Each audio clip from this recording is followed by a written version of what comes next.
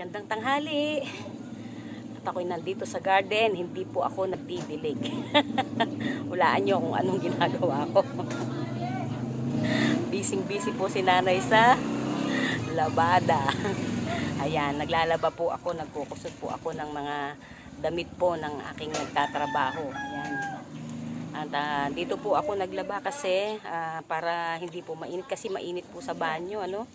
Kahit makulimlim yung araw, napakainit po sa banyo. So, dito, tipid na sa kuryente, nare-relax pa ako dahil nandito ako sa garden.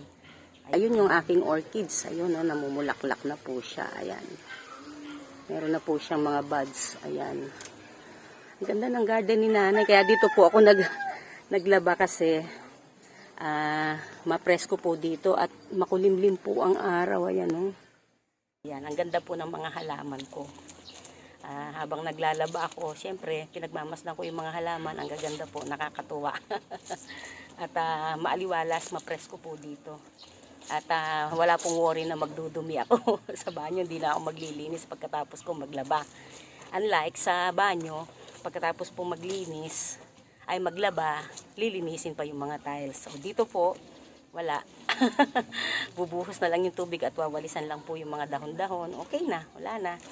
At tipid po ako sa kuryente, hindi po ako gagamit ng jet pump ng kuryente dahil may tubig po kami dito sa garden. Kahit po mahina lang,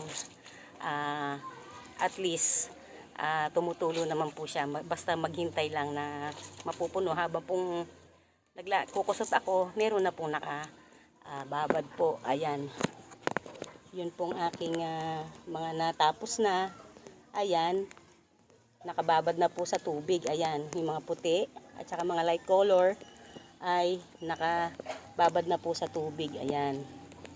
So, salamat po sa panonood. Sana po panoorin nyo hanggang dulo. Ano? Sige na naman po. So, salamat po at mapagpalang araw po sa ating lahat.